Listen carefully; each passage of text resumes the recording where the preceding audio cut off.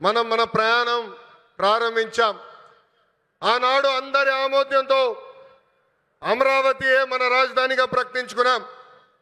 ఒకే రాజధాని అభివృద్ధి వికేంద్రీకరణ నినాదంతో మన ప్రభుత్వం పనిచేసింది.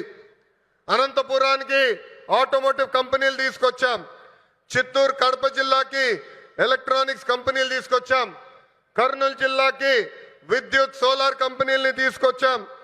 ఇంకో పక్కన ప్రకాశం జిల్లాకి అతి పెద్ద పేపర్ మిల్ తీసుకొస్తే గత ప్రభుత్వం ఆ కంపెనీని తరిమేసింది. అంతేకాదు ఉభయ గోదావరి జిల్లాలకి పెద్ద ఎత్తున ఆక్వా రంగాలను ప్రోత్సహించాం. ఇంకా ఉత్తరాంధ్రని విశాఖపట్నాన్ని ఏకంగా ఐటీ ఫార్మా హబ్గా కూడా మనం తయారు చేసుకున్నాం. ఇంకా 2019 నుంచి 24 వరకు ఏం జరిగిందో నాకన్నా మీకే బాగా తెలుసు. ఆంధ్ర రాష్ట్రంలో ఒక విధ్వంస పాలన నడిచింది. కొత్త కంపెనీలు తీసుకురాకపోగా ఉన్న కంపెనీల్ని పక్క రాష్ట్రానికి తరిమేసే పరిస్థితి. ఒక లూలు, అమర్ రాజా, హెచ్ఎస్బిసి లాంటి సంస్థల దగ్గర నుంచి చివరి జాకీ కంపెనీ దగ్గర నుంచి కూడా వాటాలు ఇవ్వలేదని వాళ్ళని తరిమేసే పరిస్థితి మనందరం చూసాం. నేను ఆ రోజు ముఖ్యమంత్రిగా ఉన్న పులివెందల ఎమ్మెల్యేకి ఛాలెంజ్ చేశా. మీరు తీసుకొచ్చిన ఒక్క కంపెనీ పేరు చెప్పమని. ఇప్పటికి కూడా అక్కడి నుంచి సౌండ్ రాలా.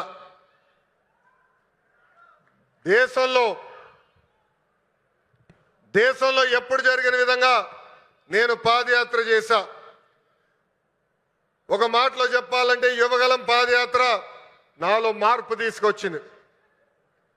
గంగాధర్ నెల్లూరు నియోజకవర్గం చిత్తూరు జిల్లాలో ఉంటుంది. ఆ నియోజకవర్గంలో పాదయాత్ర చేస్తున్నప్పుడు ఒకరోజు రాత్రి చివరి గ్రామం అక్కడ నేను నడుస్తున్నప్పుడు ఒక తల్లిని చూసా. రోడ్డు మీద కూర్చుని బోండాలు వేస్తుంది. ఆమెను అడిగా, అమ్మా ఆకలేస్తుంది, నీ పక్కన కూర్చోవచ్చా, నాకు బోండాలు వేస్తాను అడిగా. స్టూల్ లాగా వేసి కూర్చో బాబాని చెప్పింది. ఆమె మాట్లాడుతూ ఆమెను అడిగా, ప్రభుత్వం నుంచి మీరేం ఆశిస్తున్నారు? ఆమె అప్పుడు చెప్పింది, మద్యంకి మా భర్త బానిసుడయి చనిపోయాడు. 30 సంవత్సరాలుగా నేను ఇక్కడ కూర్చుని బోండాలు వేస్తున్నాను. రూపాయి జమ చేర్చి మా 2 బిడ్డలు చదివించాను. ఆ 2 బిడ్డలకి ఉద్యోగాలు కల్పించు బాబు అని ఆనాడు ఆమె కోరింది. ఇప్పుడు కూడా బాగా గుర్తు ఆ కోరిక. ఆ సంఘటన తర్వాత మరుసటి రోజు గౌరవ ముఖ్యమంత్రి చంద్రబాబు నాయుడు గారికి నేను ఫోన్ చేసి, ఎట్టి పరిస్థితుల్లో మేనిఫెస్టోలో మనం ఒక మొదటి హామీ పెట్టాలి. అది 5 సంవత్సరాల్లో 20 లక్షల ఉద్యోగ కల్పనే మన లక్ష్యంగా పెట్టాలని కోరటం జరిగింది. దేశంలో ఏ పార్టీ చేయని సాహసం ఎన్డీఏ ప్రభుత్వం చేసింది. ఆ హామీ ఇచ్చే ముందర నేను అనేక మందితో మాట్లాడా. వాళ్ళందరూ అన్నారు, ఈ హామీ మీరు చేయగలుగుతారా అని అడిగారు. కానీ వాళ్ళు ఒకటే చెప్పా, నా ధైర్యం ఒకటే, నా బ్రాండ్ ఒకటే. ఆ బ్రాండ్ పేరు 3 అక్షరాల సిబిఎన్. మొన్న ఢిల్లీలో ఒక ఇంటర్వ్యూకి వెళ్ళా. అక్కడున్న విలేకరుని నన్ను అడిగాడు, తెలంగాణకి హైదరాబాద్ ఉంది, దమ్ము ధైర్యంతో ఈరోజు నిలబడి చెప్పగలుగుతున్నా, 10 నెలల్లోనే ఎవ్వరు ఉంచిన విధంగా ప్రకాశం జిల్లాకి నేను ఈ ప్లాంట్ తీసుకొచ్చా. అంతేగాని తప్పుడు ప్రచారం చేస్తే నేను మిమ్మల్ని వదిలిపెట్టనని ఈ సభాముఖంగా వైకాపా నాయకులకు నేను హెచ్చరిక చేస్తూ, నిజంగానే ఈ సమావేశం చూసినా, వేదికమైన ఉన్న పెద్దలు చూసినా, ఈరోజు ఈ కార్యక్రమానికి యాంకర్గా నిలబడిన ఉదయ్ భాను మేడం గారిని చూసినా నాకు యువగలం పాదయాత్ర గుర్తొస్తుంది. ఆనాడు బీసీ గర్జన పేరుతో నేను కార్యక్రమం పెడితే ఉదయ్ భాను గారు స్వచ్ఛందంగా వచ్చి ఆ కార్యక్రమానికి యాంకర్గా నిలబడ్డారు.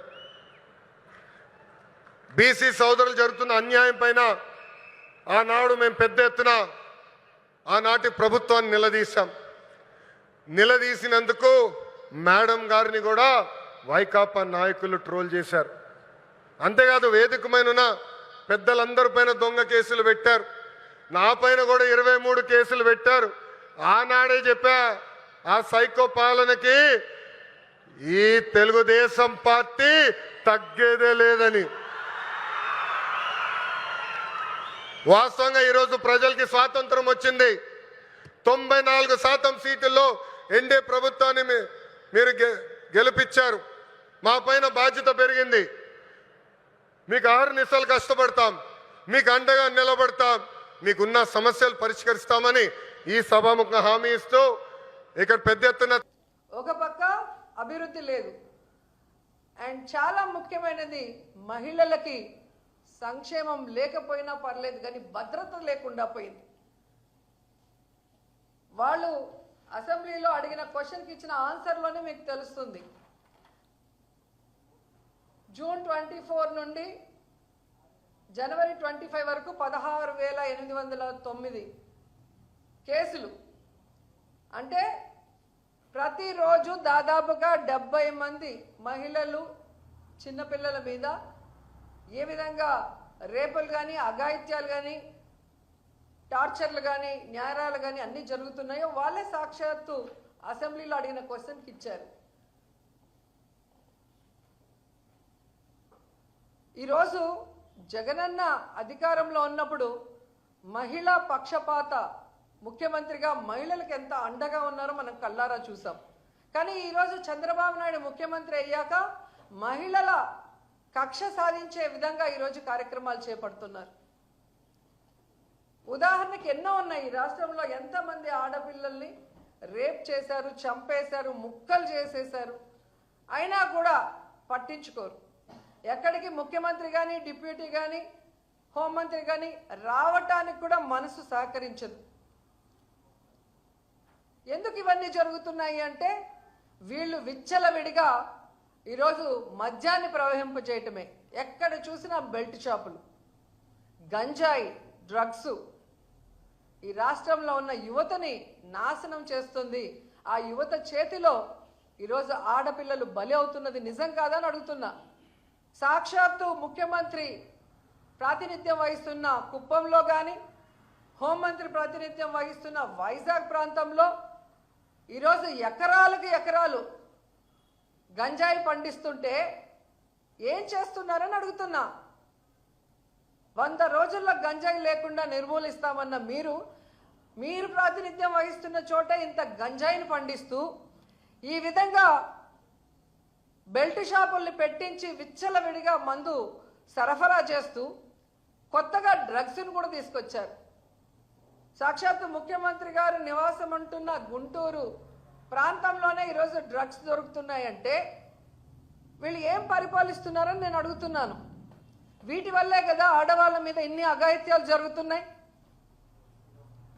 మొన్నటికి మొన్న మనం చూసాం కిమ్స్లో ఫార్మసీ స్టూడెంట్ని ఆ ఏజీఎం దీపక్ అనేవాడు ఎలా బ్లాక్మెయిల్ చేశాడు, ఎలా అమ్మాయిని లోబర్చుకున్నాడు, ఎలా అమ్మాయిని వాడుకున్నాడు. ఈరోజు ఆ అమ్మాయి ఆత్మహత్య చేసుకునే దానికి ఎలా కారణమయ్యాడో కల్లారా మనం చూస్తున్నాం. మార్చి 23వ తేదీన జరిగితే సూసైడ్ అటెంప్ట్ 3 రోజుల వరకు ఆ కేసుని ఎలా నీరుగార్చాలన్న ప్రయత్నమే ఈ ప్రభుత్వం చేసింది. ఎందుకంటే హాస్పిటల్ చంద్రబాబు నాయుడు సామాజిక వర్గానికి ఆయనకు కావాల్సిన మనిషిది. ఆ ఏజీఎం దీపక్ తెలుగుదేశం పార్టీ నాయకుడు. సో వాళ్ళని కాపాడటానికి ఆ తల్లిదండ్రులకి కడుపు కోత మిగిల్చే విధంగా ఆ కేసును నీరుగారుస్తూ ఆ అమ్మాయిని అదే హాస్పిటల్లో ట్రీట్మెంట్ చేస్తున్నట్టు నటించడం అనేది దురదృష్టకరం. ఈరోజు స్టూడెంట్స్, మహిళా సంఘాలు, వైఎస్ఆర్సీపీ అందరూ కూడా పోరాటం చేశాక ఏదో తూతూ మంత్రంగా అరెస్ట్ చేశారు. కానీ ఎందుకు ఈ రోజు వరకు ఆ హాస్పిటల్లో ఉన్న సీసీ ఫుటేజ్ని బయటికి ఇవ్వలేదు అని అడుగుతున్నా. పాస్టర్ గారి విషయంలో వాళ్ళ ఇష్టానికి అక్కడ ఒక సీసీ ఫుటేజ్, ఇక్కడ ఒక సీసీ ఫుటేజ్ అని చూపిస్తూ ఎలా కేసులు డైవర్ట్ చేయాలనుకుంటున్నారో మనం కళ్ళారా చూసాం. అలాగే అనేక కేసుల్లో మనం చూసాం కేసులు డైవర్ట్ చేయడానికి ఎలాంటి సీసీ ఫుటేజ్లు వీళ్ళు బయటకు ఇస్తారని. కానీ ఈరోజు వాళ్ళ హాస్పిటల్లో ఆ అమ్మాయి చావు బతుకుల మధ్య కొట్టుమిట్టాడుతుంటే ఎందుకు ఆ అమ్మాయికి ఆ పరిస్థితి తీసుకొచ్చిన ఏజీఎం దీపక్ని లోపల వేసే విధంగా బయటికి రాకుండా ఆ సీసీ ఫుటేజ్ ఎందుకు బయటికి రాలేదు అని అడుగుతున్నా. ఎందుకంటే ఆ అమ్మాయే తీసుకుంది మెడిసిన్ అని చెబుతున్న వీళ్ళు ఆ మెడిసిన్ వాళ్ళే తీసుకోలేరు అని ఆ అమ్మాయితో చదువుతున్న మిగతా అమ్మాయిలు చెప్తున్నారు కదా టీవీల్లో. ఈరోజు ఆ అమ్మాయి లెటర్ ఏదైతే సూసైడ్ చేసుకుందని మీరు చెప్తున్నారో దానికి ముందు రాసిన లెటర్ బయటపడింది కాబట్టి హిట్ టీవీ యాప్ ఇందులో short news, live news, entertainment shows, movies, digital magazines తో పాటు మీ జిల్లా వార్తలను కూడా ఫ్రీగా చూడొచ్చు.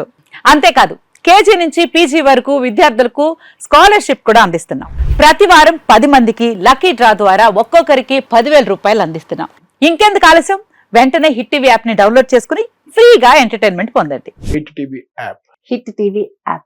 Please download Hit TV app. Hit TV యాప్ని ఫ్రీగా డౌన్లోడ్ చేసుకొని ఎంజాయ్ చేయండి. మీకు నచ్చిన ఎంటర్టైన్మెంట్ కోసం హిట్ టీవీ యాప్ ని ఫ్రీగా డౌన్లోడ్ చేసుకుని ఎంజాయ్ చేయండి. హిట్ టీవీ యాప్ని డౌన్లోడ్ చేసుకుని ఆస్వాదించండి, ఆశీర్వదించండి. ఇంతమంది సెలబ్రిటీలు హిట్ టీవీ యాప్ ని డౌన్లోడ్ చేసుకోండి అని చెప్తున్నారంటే ఎంత మంచి యాప్ ఆలోచించండి.